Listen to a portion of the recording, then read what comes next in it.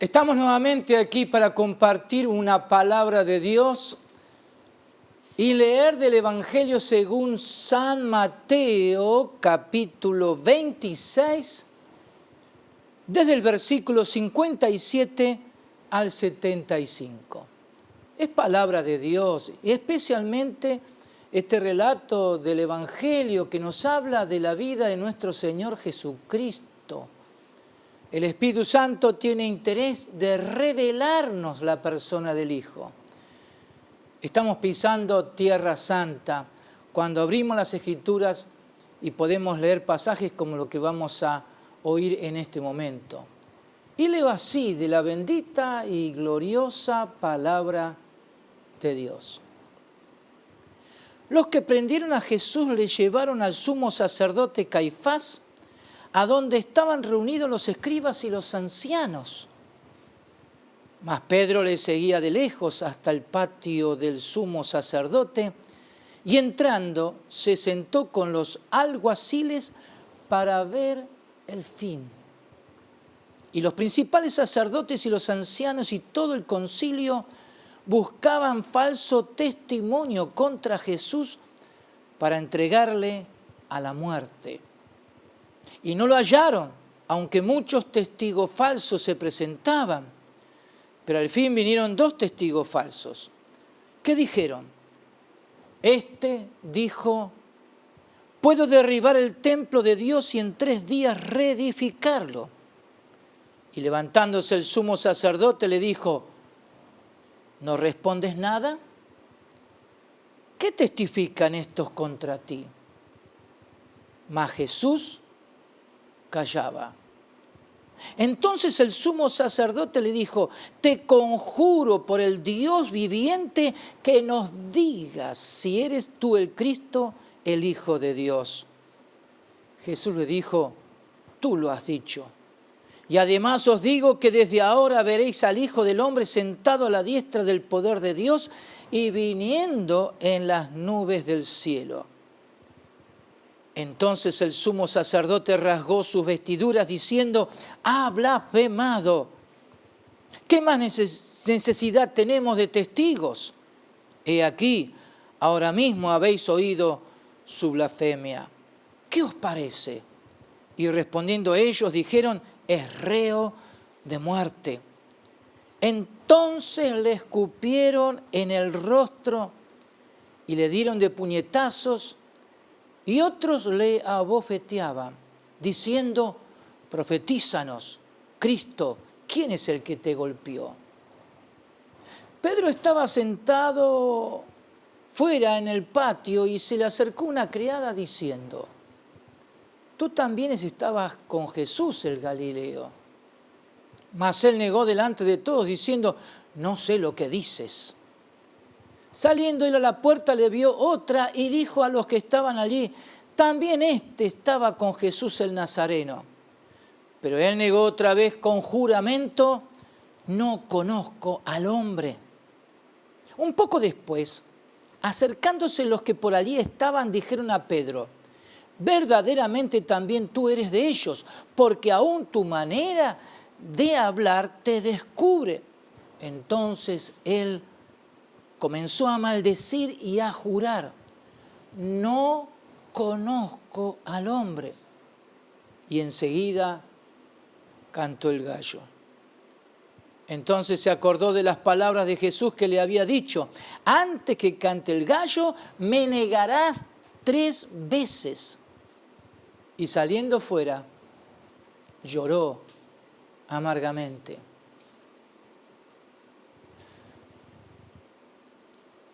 ¿Hasta qué punto el Señor se entregó a la voluntad del Padre? Este pasaje que hemos leído nos abre mucho más la visión y comprensión del amor de Dios, expresado a través de la persona del Hijo. ¿Por qué? Porque el Hijo se entregó a sí mismo, porque era la voluntad del Padre. O sea que el Hijo se entregó a esta voluntad que era superior a Él, porque era la de aquel que lo envió a esta tierra, con propósito, porque Dios así lo había establecido y lo había dado a conocer a través de los profetas. O sea que Dios tenía algo bien preparado, programado, establecido, porque tenía que ver con el propósito divino.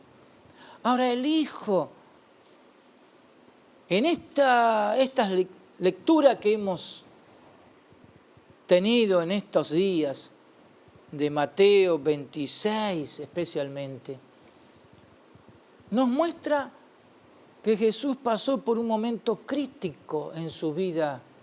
¿Por qué? Porque tuvo que tomar esa copa amarga que era el pecado de todos los hombres, de toda la humanidad a través de todos los tiempos. Pero sin embargo, aunque Él fue hecho pecado, eso lo dice la palabra del Señor, aunque Él fue hecho pecado, Él retuvo su integridad. En ningún momento Él bajó su nivel. No hubo vacíos, no hubo dudas, no hubo temores. De ninguna manera Él se volvió atrás. Él se mantuvo firme en el propósito de Dios. Por eso, ir a esta palabra, cuando Jesús fue entregado y fue llevado delante del concilio, podemos descubrir lo que hubo en el corazón de nuestro Señor Jesús. Y después la última parte que hemos leído, cómo aún Pedro, su discípulo, lo negó, conforme a la palabra que el Señor le dio, porque le anticipó lo que iba a suceder con él.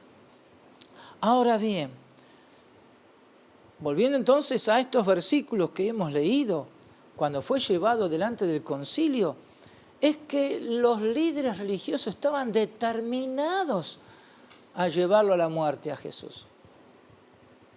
De ninguna manera ellos estaban dispuestos a tener un juicio para declararlo inocente o culpable. No, ya estaba. El dictamen ya estaba en el corazón de ellos. Pero, ¿qué pasó?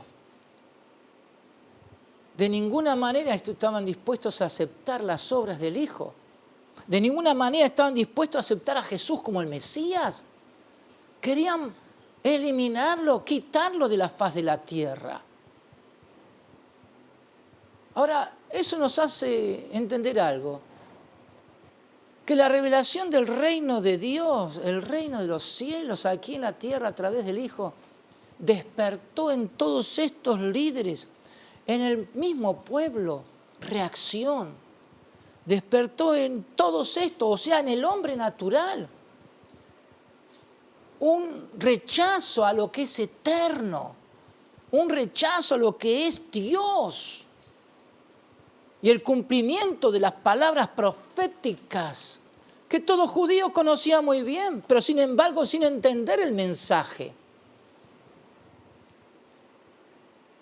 Ahora, las cosas se fueron desarrollando de tal manera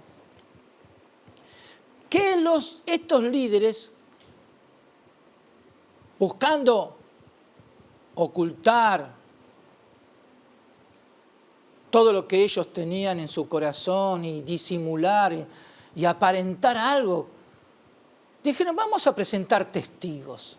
Pero la Biblia lo declara muy bien que eran testigos falsos.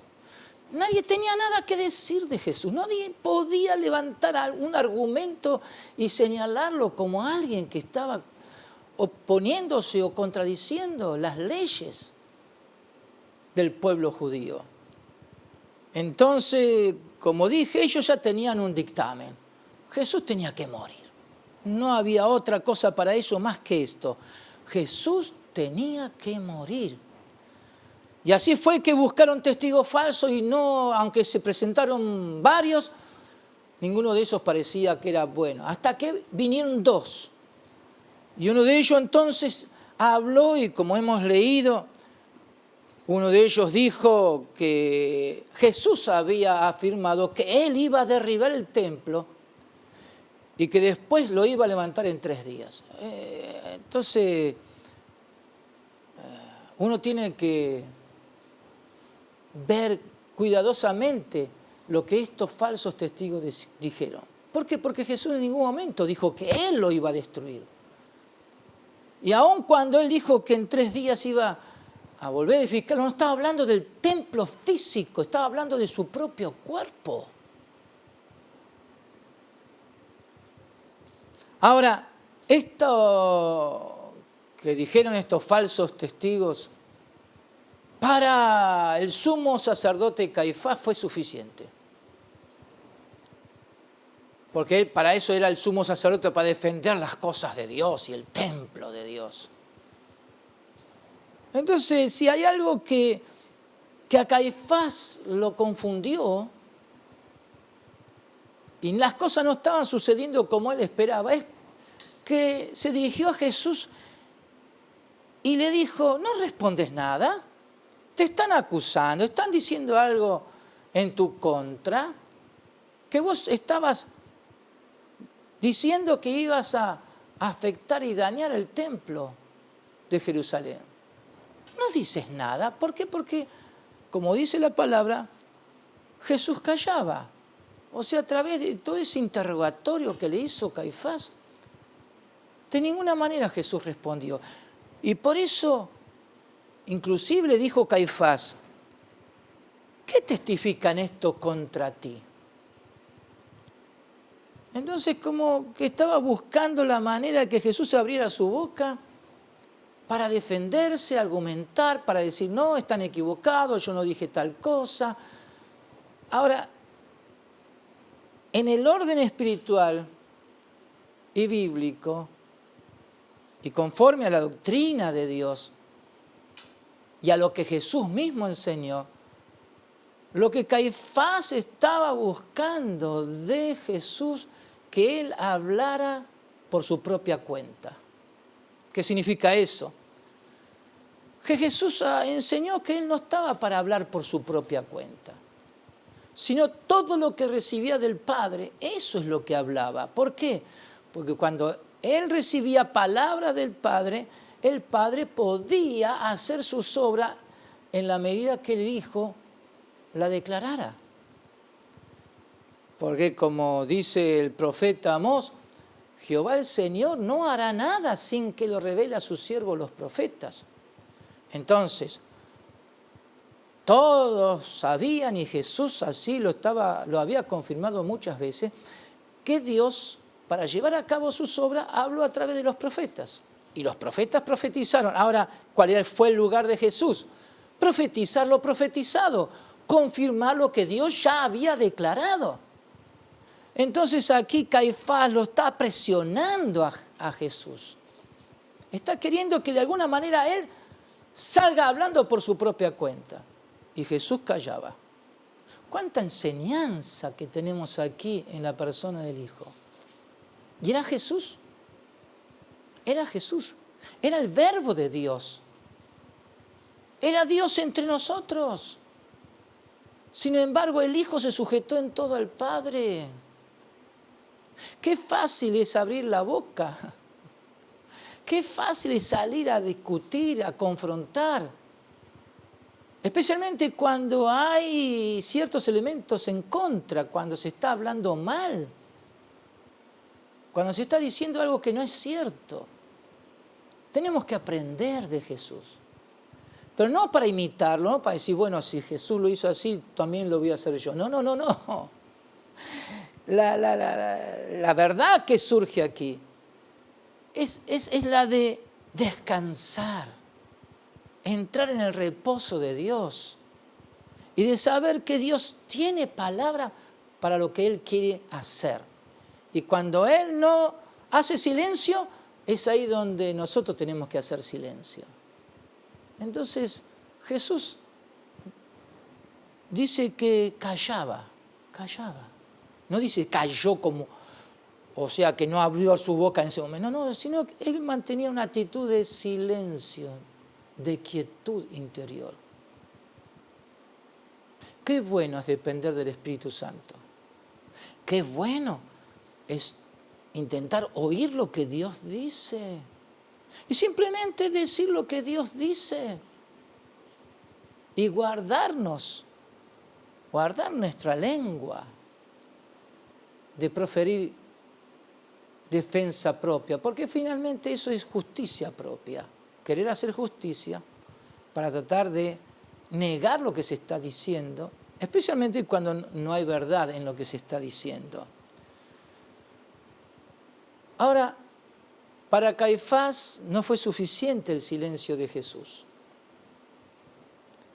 Y aquí entonces Caifás ocupa un espacio como autoridad máxima dentro del pueblo judío, porque era el sumo sacerdote. Que Caifás entonces se dirige a Jesús y le dice: te conjuro. O sea, una palabra donde se exige que la persona responda, porque va a ser tenido en cuenta lo que diga en un juicio. Entonces te conjuro por el Dios viviente que nos digas si eres tú el Cristo, el Hijo de Dios. Qué interesante. Vuelvo a repetir, Caifás era el sumo sacerdote, la autoridad máxima en ese momento, en esos tiempos que le tocaba a Jesús vivir.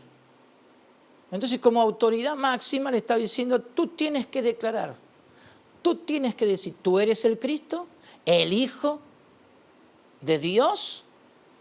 Entonces, qué sabio que fue Jesús, porque le confirmó su palabra.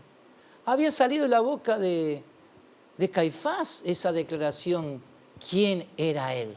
Entonces Jesús simplemente le dice: tú lo has dicho. Soy lo que tú dijiste. O sea que esa declaración de Jesús fue habilitada por la boca del sumo sacerdote. Y el sumo sacerdote declaró quién era Jesús. El Cristo, el Hijo de Dios. Entonces, sencillamente, Jesús le dijo: tú lo has dicho. Y además,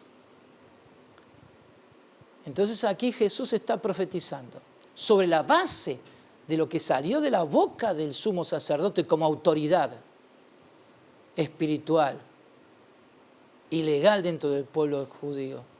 Jesús entonces aclara algo más. Dice: y además os digo que desde ahora, o sea, desde este tiempo, de este presente, veréis al Hijo del Hombre sentado a la diestra del poder de Dios y viniendo en las nubes del cielo. Entonces Jesús está diciendo: las cosas van a cambiar a partir de ahora. ¿Por qué Jesús se mantuvo íntegro? Porque era necesario, fundamental, la pureza y santidad del Hijo. ¿Por qué? Porque los cambios que venían a partir de ese momento iban a ser muy grandes. Porque Él, como hombre, Hijo del Hombre, se iba a sentar a la diestra de Dios Padre. Entonces está diciendo el Señor que a partir de ese tiempo los cielos iban a estar abiertos. Y Él, que en ese momento estaba sufriendo, padeciendo en manos de estos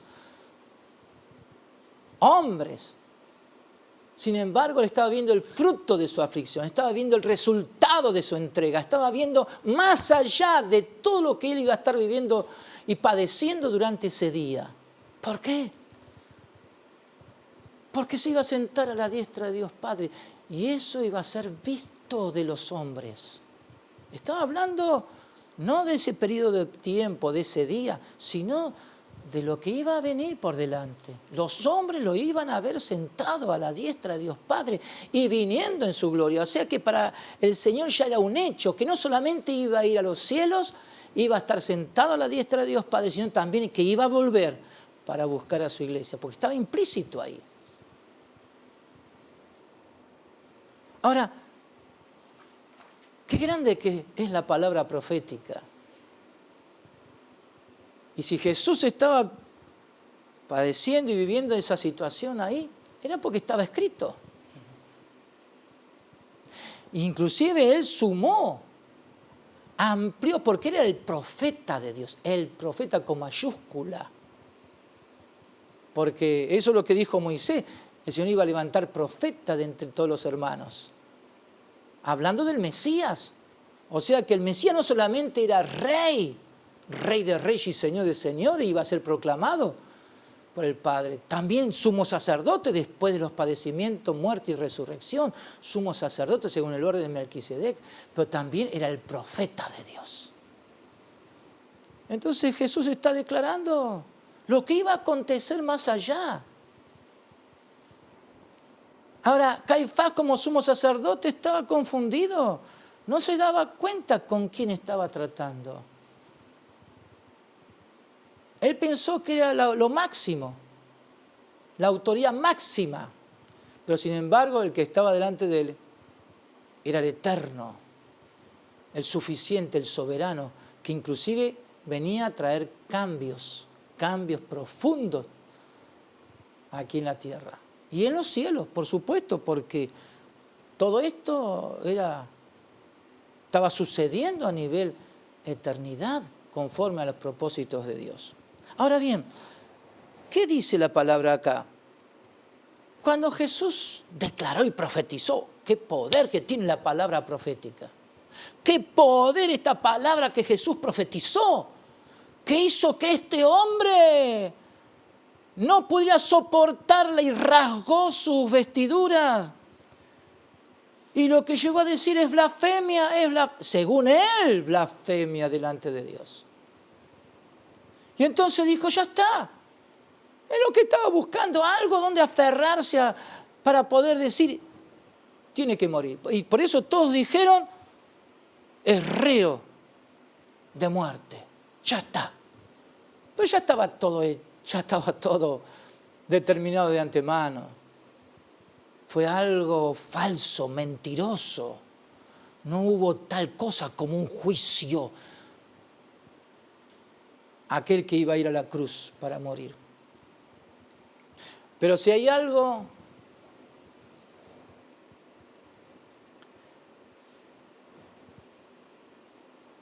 que nos tiene que hacer temblar,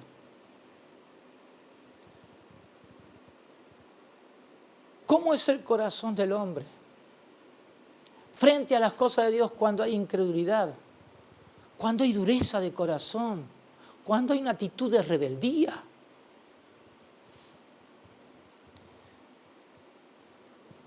Era el santo, el Emmanuel, el Dios con nosotros, el misterio y la piedad hecho realidad, tangible, visible. Sin embargo, dice la palabra que entonces le escupieron en el rostro. No hubo ningún tipo de temor de Dios en sus corazones. Le dieron de puñetazos. No uno, le dieron de puñetazos. O sea, una sucesión de golpes muy duros. Y le abofeteaban en el rostro, además de escupirlo. ¿Cómo se atrevieron? Hombres, humanos, pequeños, tocar al Cristo, al enviado del Padre. La expresión del amor de Dios a toda la humanidad.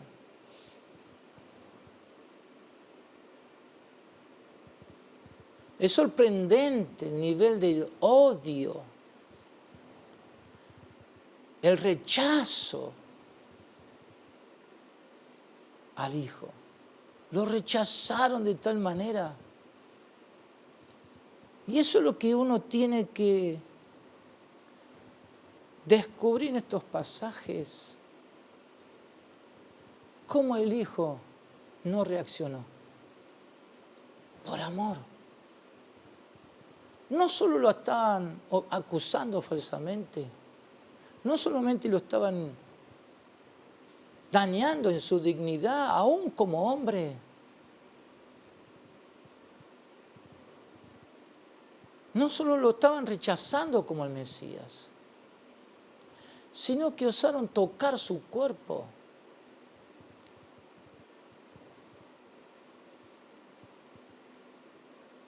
La violencia fue muy grande, pero habla como la gravedad del pecado. ¿Hasta qué punto el hombre pecador responde, reacciona contra el Dios Altísimo y Santísimo? ¿Cuánto temor de Dios que tiene que haber en los corazones de los hombres? Todos ellos se negaron a aceptar a Jesús como el Mesías. Cuánta condenación para esta gente y para toda la nación. ¿Por qué? Porque ahí es donde Dios ya lo profetizó, que la nación judía iba a sufrir. Y en el reloj de Dios los tiempos se frenaron con respecto a Israel. ¿Por qué? Porque Dios iba a abrir las puertas a los gentiles con la iglesia. Toda una nación fue afectada por causa de esta gente que se atrevió a levantar su mano contra el Cristo de Dios. Ahora no solamente el concilio reaccionó de esa manera. Hubo un hombre llamado Pedro, pero ya no a ese nivel. Pero un Pedro que de pronto, habiendo sido uno de los 12, discípulo de Jesús, fiel, leal a Jesús, hasta ese momento. Él se había ido junto con los demás. Dice que todos se fueron, los discípulos se fueron, huyeron.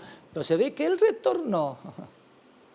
Él volvió y se fue al patio del sumo sacerdote. O sea, estaba viendo lo que estaba aconteciendo ahí. Pero de pronto vino una muchacha, una criada, y comenzó a decirle, tú también estabas con Jesús el Galileo. Nos sorprende la respuesta de Pedro. No sé lo que dice, no sé de qué me hablas. Te has equivocado de persona, tenés que ir a otro. Yo no sé lo que me dices a mí.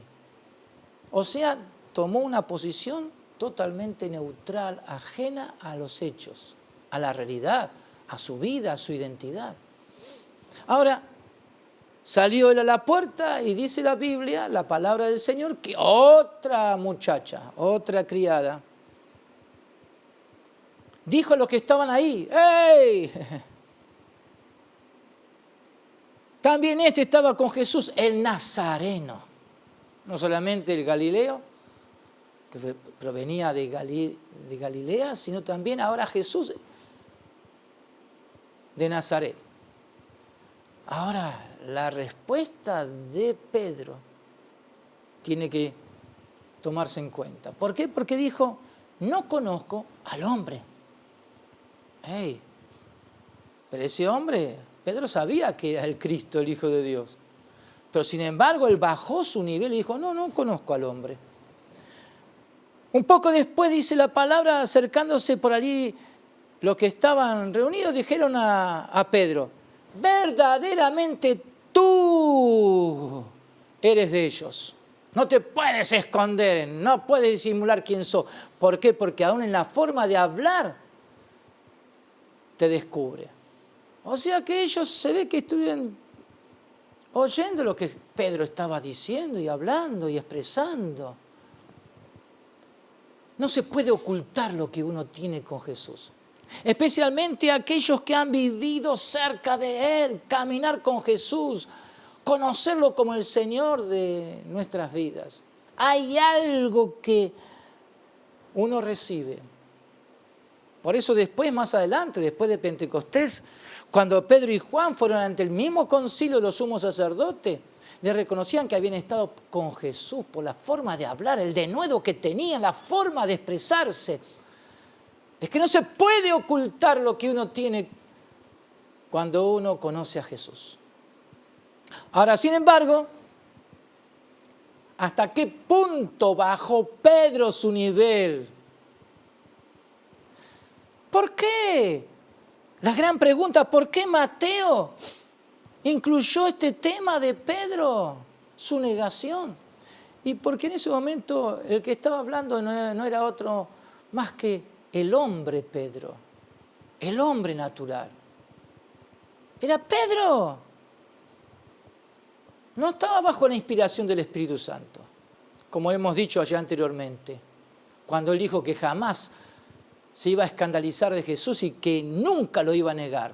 Era el hombre, la naturaleza humana. Claro, todavía Jesús necesitaba resucitar para que Pedro entendiera lo que significaba una conversión, un cambio de vida, un nacer de nuevo. Y ahí le salió, era el hombre natural, como toda la humanidad. Y que no estaba dispuesto a reconocer a Jesús como el Mesías, sino ni siquiera como hombre. No conozco tal hombre. Ahora, en la última oportunidad nos llama la atención que Pedro comenzó a maldecir y a jurar. No conozco al hombre, no conozco al hombre. ¿Y qué sucedió? Enseguida el gallo cantó. Y ahí sí, algo surgió, porque Pedro se acordó de las palabras de Jesús. La gran misericordia de Dios, el gran amor de Dios, la gracia de Dios lo hizo recordar lo que Jesús le había dicho, las palabras de Jesús. Y eso es una obra del Espíritu Santo, por otro lado, porque Jesús dijo que el Espíritu Santo iba a traer a memoria las palabras de Jesús. Entonces era la gracia de Dios. Ahora, Pedro entró en un proceso dentro de ese momento crítico que le tocó vivir. Claro, porque Pedro tuvo su punto crítico, donde se dio cuenta que todo su entusiasmo, su determinación, su buena voluntad, su sacrificio y cuántas cosas había hecho, su comprensión, su forma de pensar, había llegado a un punto donde, en principio, no supo cómo atravesarlo, no supo cómo ir más allá. Simplemente se acordó que Jesús ya le había hablado. Jesús ya le había anticipado lo que iba a suceder con él. Y ahí tenemos a un Pedro entonces que habló desde su naturaleza humana. Pensó y se ocupó, como dice la Biblia, de la carne. Y la carne, carne es. Y aquel que piensa y se ocupa de la carne es para muerte. Y eso es lo que vivió y experimentó Pedro. ¿Por qué? Porque allí, al acordarse que Jesús le había hablado y le había anticipado lo que iba a pasar con él, lloró, salió fuera y lloró amargamente. Yo quiero decirte algo de parte de Dios.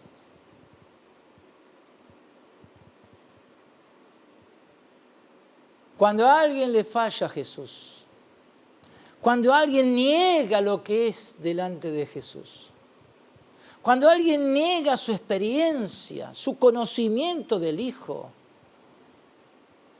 no puede haber otra cosa más que amargura de alma. Y aún esa amargura de alma es por gracia de Dios. Es porque era necesario que él entendiera su grave error y pecado. ¿Por qué? Porque estaba negando al Cristo de Dios, estaba negando al Mesías. Y si hay algo que el Espíritu Santo va a hacer una y otra vez, con aquellos que tenían una experiencia de salvación, dudan de su identidad, niegan su entrega a Jesús, dan un paso atrás en su vida cristiana. Hay que dar gracias a Dios si de pronto hay llanto y amargura por ver que la palabra se cumple y que no es correcto lo que se está haciendo. ¿Acaso no pasó eso con la iglesia de Corinto? Una iglesia que entró en conflictos, en peleas. Una iglesia que defendía posiciones. Había enfrentamiento. Cada uno defendía a su posición personal, sus ideas. Y eso ocasionó que las obras de la carne se manifestaran en ellos. Y Pablo tuvo que escribirle exhortándolos a volverse a Dios. Ahora, qué tremenda la segunda carta a los Corintios, porque Pablo reconoce que todos ellos, una congregación entera, se dieron cuenta del error doctrinal, como en lo práctico, en la conducta, estaban peleados unos contra otros. Había división en el cuerpo, separación. Y no hablaban todos la misma cosa. No todos tenían el mismo sentir de Cristo. Pero esa congregación se arrepintió. Esa congregación se volvió a Dios. Y Pablo dice, ahora sí que ni siquiera tienen que arrepentirse. ¿Por qué? Porque se manifestó la vida de Jesús en ellos. Se manifestó en ellos lo que ellos eran. Una iglesia gloriosa, viva, victoriosa, llena del Espíritu Santo. Ahora, Pedro estaba en ese proceso, lo vamos a ver después. Cómo el Señor pensó en él y lo buscó. Pero en la gracia de Dios. Entonces hay quienes no entienden cómo Dios trabaja con uno. ¿Por qué me siento mal? Pero ¿estás buscando a Dios? ¿Estás oyendo su palabra?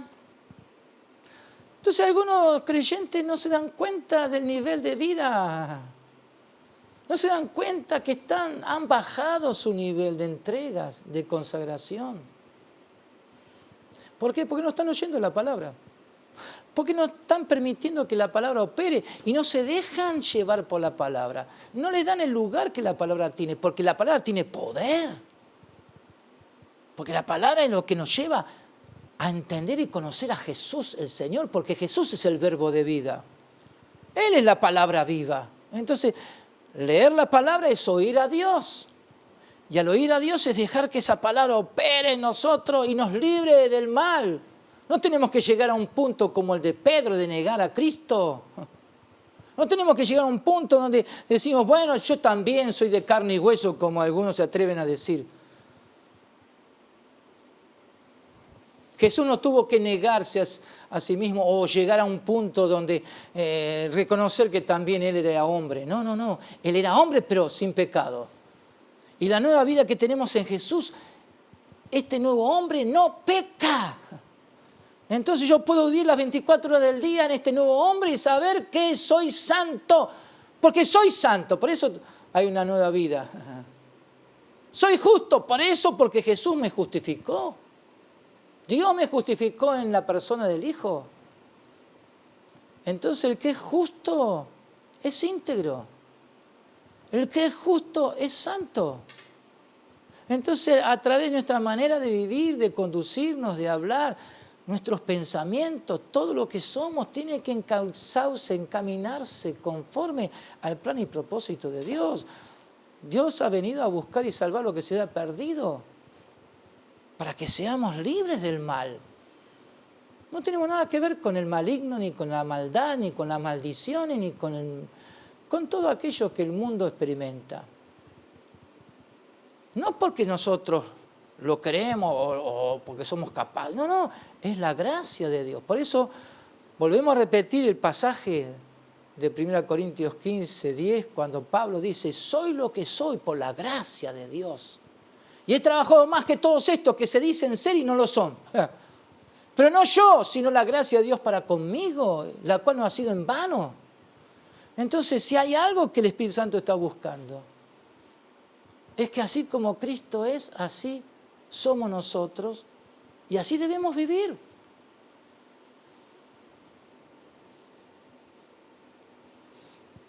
Que haya temor de Dios en nuestras vidas.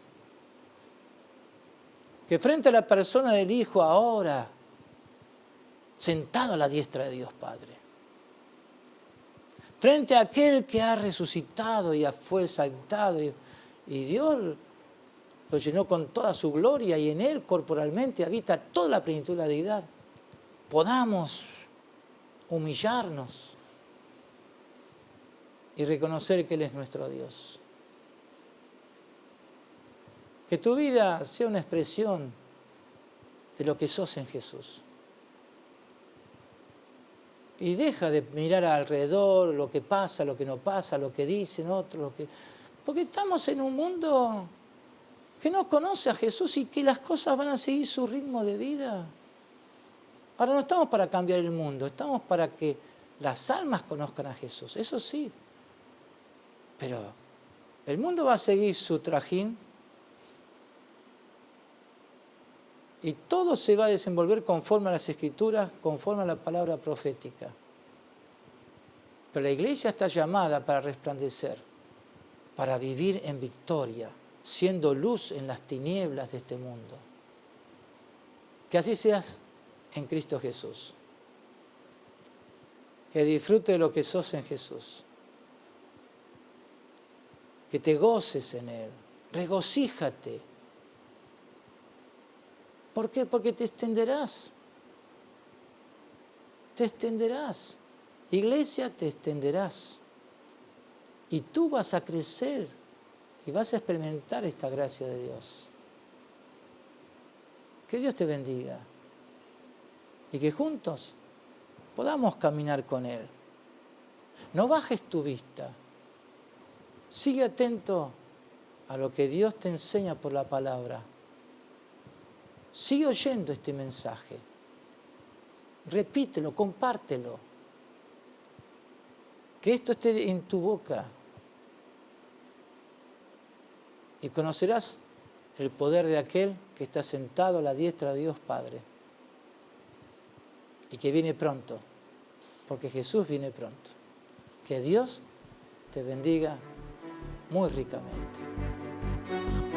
Gracias.